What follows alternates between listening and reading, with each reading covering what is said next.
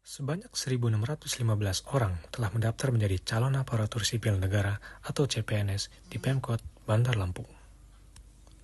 Jumlah tersebut diketahui pasca Pemkot Bandar Lampung secara resmi menutup pendaftaran CPNS pada Selasa 10 September 2024. PLT Kepala BKPSDM Pemkot Bandar Lampung, Lewati, mengatakan, setidaknya sudah ada sejumlah pendaftar CPNS yang terverifikasi memenuhi syarat dan tidak memenuhi syarat. Ia mengungkapkan, sebenarnya untuk yang terdaftar di sistem itu ada sebanyak 1.814, tetapi yang mensubmit pendaftaran ada 1.615 orang. Kemudian, sampai siang hari tadi, berdasarkan hasil verifikasi sementara yang mereka lakukan, setidaknya sudah ada 731 pendaftar yang memenuhi syarat dan 208 orang pendaftar yang tidak memenuhi syarat.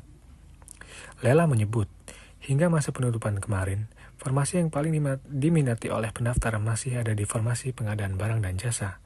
Sebagai informasi, pendaftar CPNS yang mensubmit pada formasi tersebut diketahui ada sebanyak 208 orang. Kendati begitu, ia sangat menyesalkan sebab tidak ada sama sekali pendaftar untuk formasi disabilitas yang formasinya ada satu kuota.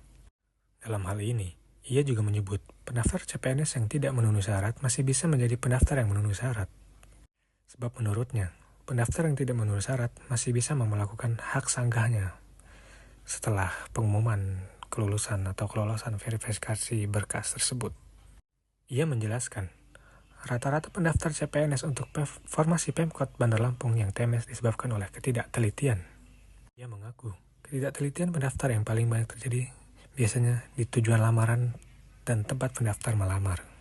Terakhir, ia berharap agar para pelamar yang sudah memenuhi syarat bisa memaksimalkan kesempatan tersebut dengan baik. Ya, kemarin kebetulan yang terdaftar di sistem kita ini ada 1.814, tetapi mereka yang submit itu ada 1.615.